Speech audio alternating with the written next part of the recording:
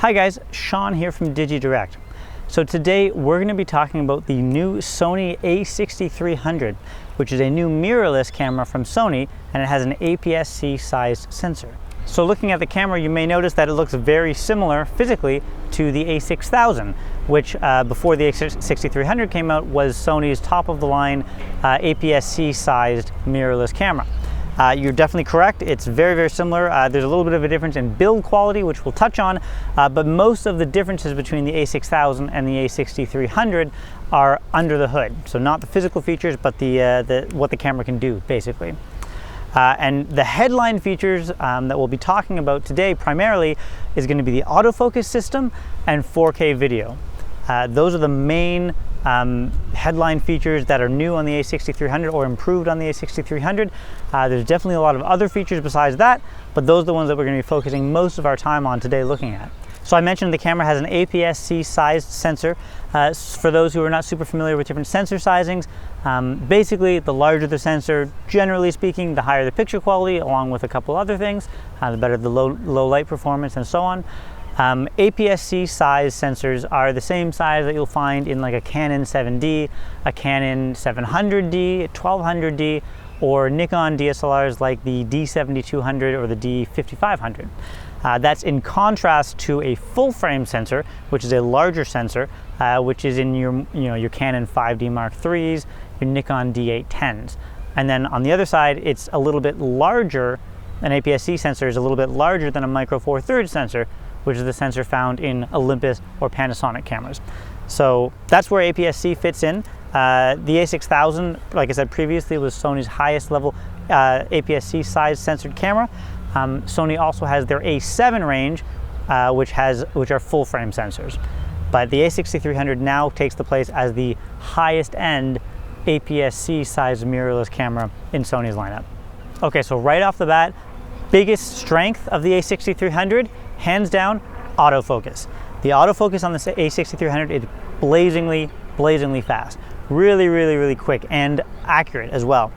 So the a6000 was definitely no slouch when it came to autofocus as well. It's a 2-year-old camera at this point. It still has better autofocus than a lot of more current cameras, but the a6300 has again improved that. According to Sony, it's about twice as fast as the a6000. I can't deny or verify that exact amount, but I can definitely say it's really fast and accurate. There's 425 autofocus points on the a6300. So that's basically covers the whole frame. A lot of points to choose from, means very quick autofocusing. There's a lot of different autofocus modes. So there's continuous autofocus, there's face detection, there's even eye detection for if you're taking portraits. It'll focus on specifically their eyes, along with subject tracking, just a whole slew of autofocus features, so you can tailor it and use different features depending on what situation you're in. And I'll say that it's very consistently fast and consistently accurate. I was really impressed with the autofocus. So that's going to be great for any kind of action, sports, anything that has any quick movement in it. The a6300 is going to do a really good job for that kind of application. Usually when I'm using other cameras and using the autofocus system, for ease of use, I just set it on a single point, typically the center point, and I'll recompose and so on. The reason being that I find that a lot of the wider zone focuses, focusing modes and continuous autofocus on other cameras usually get it wrong, frankly. I'll be pointing at something and it'll focus on the wrong part of the frame or whatever. I use continuous autofocus with zone focus for most of the time that I was using the a6300. Most of the sample photos that you see are using that setup. And I found it really good. I don't think there was a single time when it didn't focus on what I intended it to focus on. And that, that applies to moving subjects, still subjects, the whole range. So again, just really stressing the point that it's just really accurate and very fast. Another feature that ties into that with the autofocus speed is the frame rate, the burst frame rate. So the a6300 can shoot 11 frames per second, which is quite fast, definitely rivaling any of your comparable DSLRs, for example. Now, if you drop it down to 8 frames per second, though, it can do something very interesting. So it can be a mechanical shutter at 8 frames per second, but you get essentially a live view of the shots. it minimizes the black spots. It basically cuts in and out of being black and where you can see. It's enough so that you can actually follow the subject. So that's a very big deal for sports shooters, shooting again movement and so on. You put it on 8 frames per second, which is again a very fast shooting speed. You can actually follow the subject and see it, which is previously something that we really only saw done effectively on DSLRs. So having that in a small mirrorless camera like this is a big step. So the second headline feature in the a6300 is the 4K video. So we've seen this in some cameras from Sony before, the A7R Mark II and the A7S Mark II, which are both full-frame cameras, and the RX100 Mark IV, which is a compact camera, so a much smaller sensor than in the a6300. This is the first APS-C size camera from Sony that has the 4K capabilities. So that's really, really good. Very high quality video. If you're not totally clear on 4K yet, you've probably heard the term. So 1080p, full HD, that's probably what you're used to seeing. 4K is the next highest resolution up from that.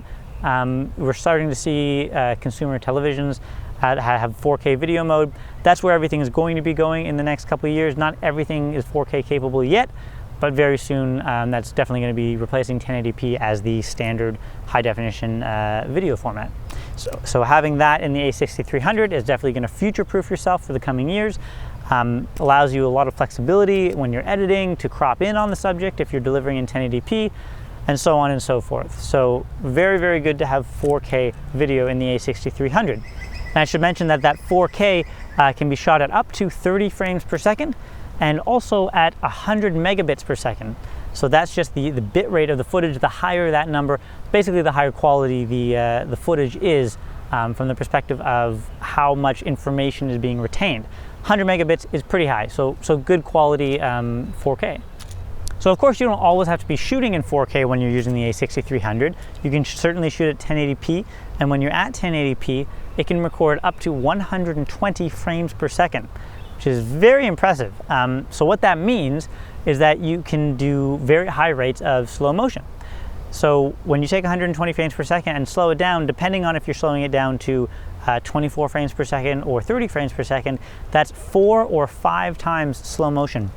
That's a lot more than most cameras can shoot. 60 frames per second is probably the most common slow motion you see. Other cameras like the GH4, for example, can do 96 frames per second. So 120 is quite good, quite impressive. Now, just quickly to tie in the autofocus system we were talking about and the video capabilities, you can of course use autofocus in video, and I've actually found that this is quite good. So here's some sample shots that I took just shooting in continuous autofocus in video. So I'm not doing any manual focus adjustments. I'm simply pointing the camera at different subjects, and based on what it's pointed at, the camera is adjusting the focus. And it's actually pretty good at this. It's pretty fast, it's pretty seamless. I've always been wary of using continuous autofocus for video. I find for the most part, depending on the camera, usually it's not very accurate, it's not very reliable. There's a big lag between when it changes focus and so on. I've just found manual focus to be very reliable. But this is the first camera where I've seen that the autofocus is pretty good for video. So definitely a usable feature if you're someone, for example, who is not a video maker necessarily, but you want to shoot some videos. You don't want to worry too much about manual focus. Put it in continuous autofocus, you'll get pretty good results, as you can see.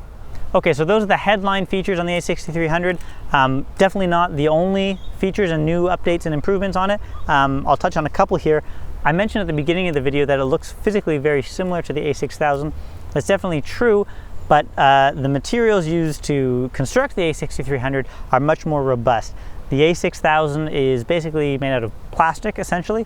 The 6300 has a magnesium alloy body, so that's the same material that we see on the A7 range. So definitely a lot sturdier, feels a lot more solid in the hand. It's also weather sealed, which the a6000 is not. So you've got environmental weather sealing here on the a6300. We've also seen the addition of a mic input, which is very useful for people who want to use it for video. The a6000 did not have this. So that's going to be if you want to put an external microphone on the camera, you can plug it into the camera. Although I will note you don't see a headphone output to monitor that audio on the 6300. We've also seen an improvement in the viewfinder. The new viewfinder on the a6300 is 2.4 million pixels, It's almost double the resolution on the a6000. Very, very sharp, very good looking viewfinder. The first time I used it, it almost didn't look like a digital viewfinder. It almost looked optical, which is really, you know, kind of what you're going for with these high-end digital viewfinders. So very clear, very sharp, has 120 frames per second refresh rate. So just a very high quality viewfinder. And then we can see we've got the same articulating screen that we saw on the a6000. It doesn't flip out to the side all the way, but it does tilt down and upwards for, you know, waist shots or high shots. And then we also, of course, see Wi-Fi and NFC on the a6300, like most of Sony's other cameras. So that's the a6300 in a nutshell. Like I said, it's not every single new feature on the camera, but those are definitely the more notable headline features. I was really impressed with the autofocus on this. Just a really fast and accurate autofocus system.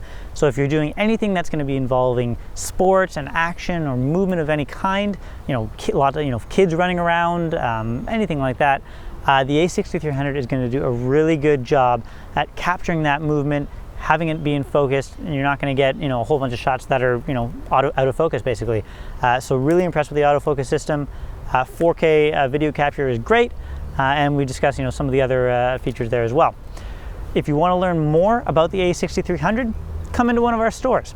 You can certainly try it out and test it for yourself. We have stores in the Sydney CBD, Bondi Junction, Miranda, the Melbourne CBD, and Brisbane CBD. You can also buy the a6300 on our website at www.digidirect.com.au. Take care, guys.